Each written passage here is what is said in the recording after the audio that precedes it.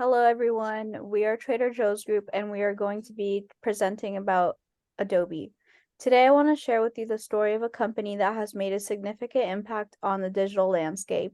It all began in 1982 when John Warnock and Charles Jesky came together in Mountain View, California, to create Adobe Systems.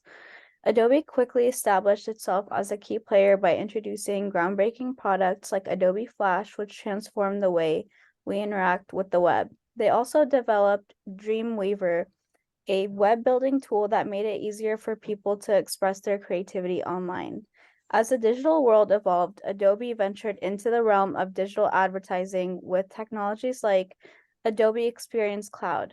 This comprehensive suite of tools provided businesses with valuable capabilities for data analysis, content management, and personalized experiences, enabling them to connect with their customers in a way more talented manner.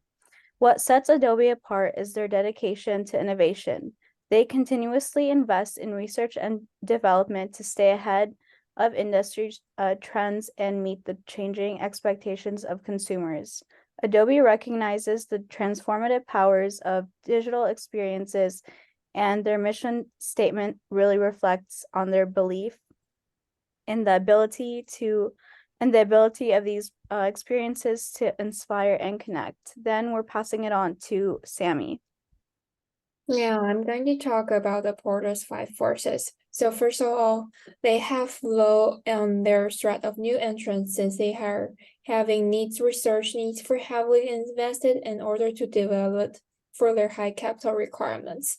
They also have customer trust and loyalty are also influenced by Adobe enormous resources. That they are combining new goods with their current items to speed up their acceptance. They are also having a medium situation for bargaining powers of their suppliers. Since there are numerous providers in the market, their power to negotiate separately are going to be weakened. Also, Adobe's numerous suppliers, and it will be challenging for them to switch into a new platform, so leads the customers to having a high switching cost. Also, the bargaining powers of buyers are low. It's because they have different products. The cost of switching this will be difficult and take time.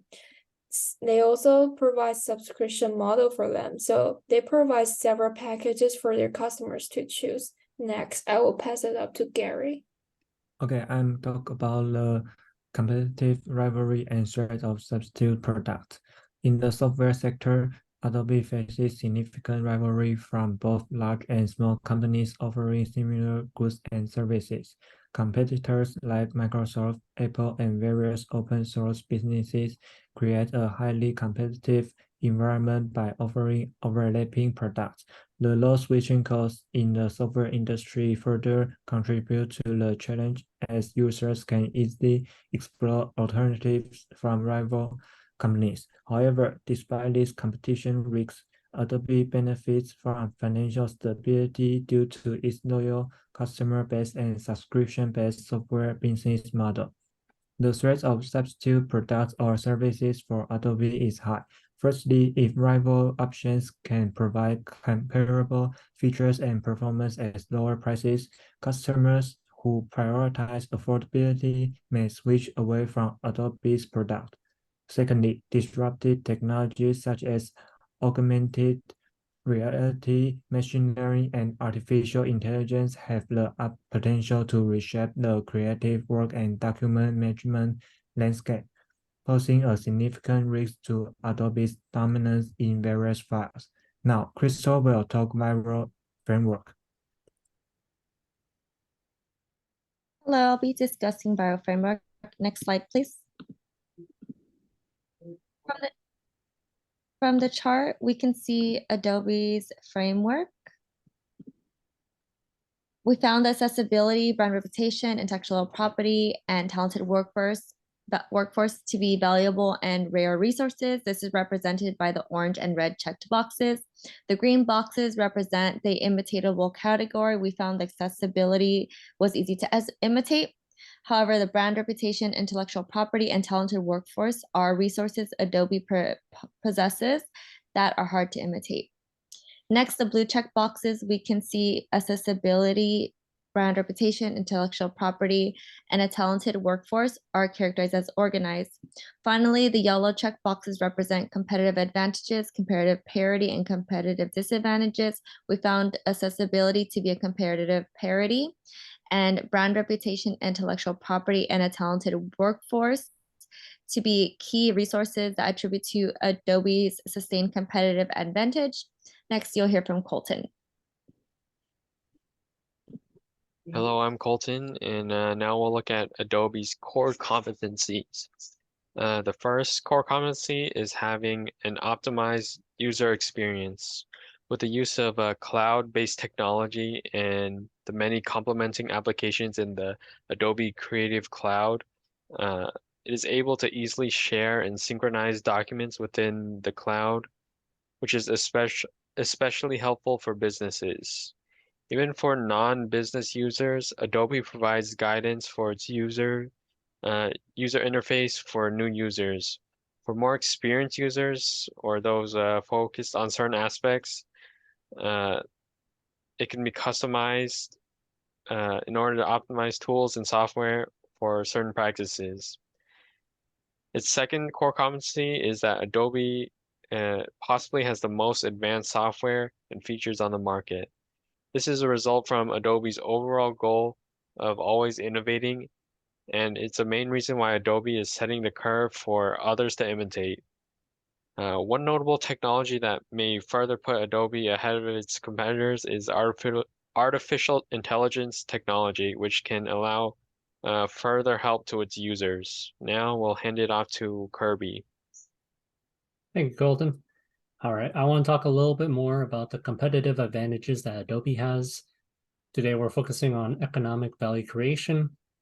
The reason why we're not looking at the accountability profit and the shareholder value creation is because, one, they don't provide any dividends to public stocks, and two, they're also using intangible assets and resources, and accounting data has a hard time working with intangibles. Now, going back to the VRIO framework, one big thing is their brand. It's a sustained competitive advantage for them because they're well known in the game of software for video editing, for anything with PDFs, but it's a little bit of a premium choice. People will pay for that because they differentiate their products to touch upon multiple industries.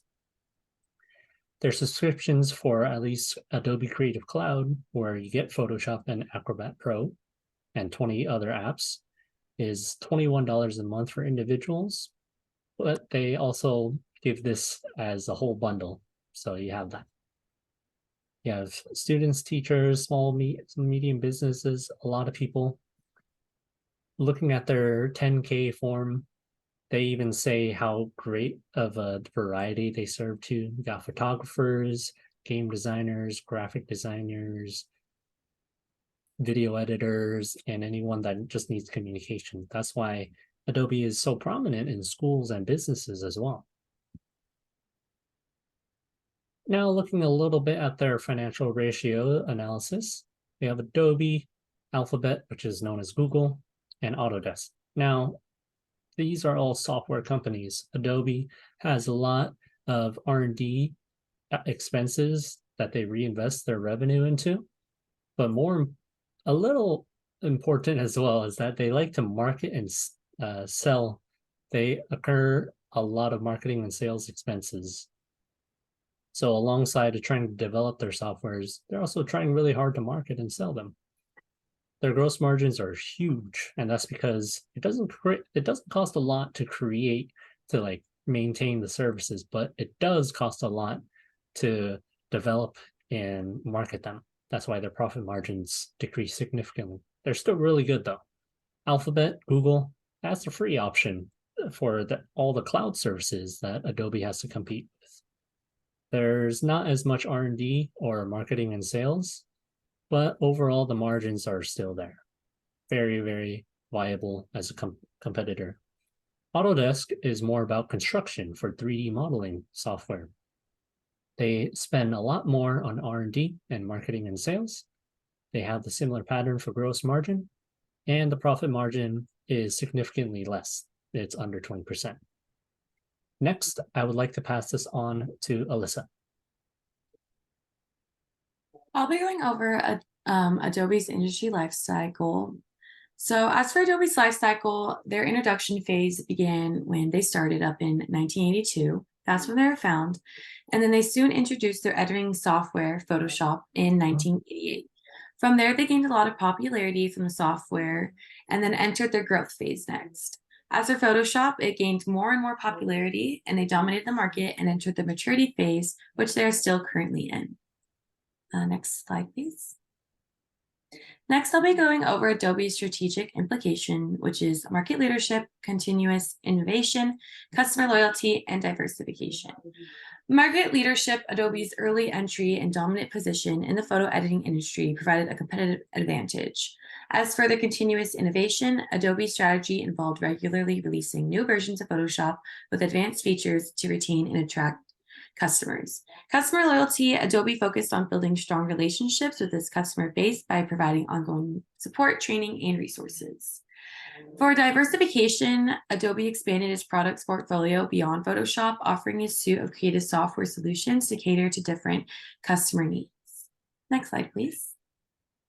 Next, I will be talking about the innovation strategy, which talks about user-centric design, integration with emerging technologies, cloud-based services, and mobile integration. What I'll be focusing more on talking about is going to be the integration with emerging technologies. Adobe incorporated new technologies like artificial intelligence, AI, and machine learning to enhance Photoshop capabilities. Next slide, please. Lastly, I'll be discussing Adobe's recent innovation, which is the Adobe Sensei, neural filters, cloud-based collaboration, and mobile advancements. Adobe Sensei, Adobe introduced its AI-powered technology, which offers intelligent features like content-aware fill, automated images editing, and subject selection. As for the neural filters, Adobe integrated neural networks into Photoshop, enabling users to apply complex filters and effects with ease. As for their cloud-based collaboration, Adobe improved collaborative editing capabilities, allowing users to work simultaneously on projects and share files through the Creative Cloud platform. For their mobile advancements, Adobe continued to enhance its mobile apps, introducing new features and improved integration with desktop software. And next will be Raphael. All right, I'm going to be talking about the strategic alliances and acquisitions that Adobe made throughout the years. Next slide. And then before I get into that really quick, I wanted to mention the 5 forces model industry structure, which is Adobe, a lot of its acquisitions and partnerships that they did, it was focused mainly in the threat of substitutes and new threats entrants. And they also seeked to upgrade their Brio framework, boost their value, their rarity, as you guys will see shortly. So first of all, let's start with equity, alliances, and partnerships. So in 1985, Steve Jobs approached them with a partnership proposal where Adobe gave Apple its first license to use their program PostScripts for their new laser writer printers and their Macintosh computers. But in 2011, they opted to end their partnership. And then in 2016, Adobe formed a strategic cloud partnership with Microsoft in hopes of creating a new data-driven sales and marketing technology called Adobe Marketing Cloud. And then moving on for acquisitions and mergers. In 1994, Adobe made its first merger deal with a company called Aldus. This company created a program called PageMaker, which in simple terms is a word and graphics manipulator. And then in 2005, Adobe acquired Macromedia. This decision was due to Macromedia having 2 important softwares for graphic design called Flash and Dreamweaver. Having these 2 softwares allowed Adobe to break into the internet market. Then in 2009, Adobe acquired the company Omniture. The company offered Adobe the opportunity to have a new market for web users who needed web analytics, measurement, and optimization tools. And then in 2018, Adobe acquired Marketo. The reason why Adobe chose Marketo was because they were a market leader in managing, optimizing and assessing marketing tasks for business to business and business to consumers. Then another example was Adobe acquisition of Frame.io. The company offered features like real-time footage upload and fast access collaboration with Adobe softwares like Premiere Pro and Adobe Effects. And lastly, in 2011, Adobe acquired Figma, a tool for brainstorming.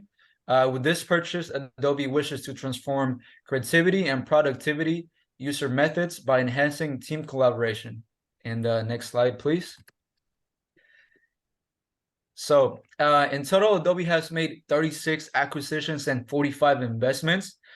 Some honorable mentions for the acquisitions and partnerships are Adobe made from 1995 to 2023, include Magneto, Workfront, Fotolia, Neolane, TubeMogul, and IBM. Even though we didn't mention these companies in the presentation, they still hold importance and relevance since they helped support Adobe's plan of becoming the industry leader in creativity, digital documents, and customer experience management. Next slide, please. And with this, we'll have a reference page. Next.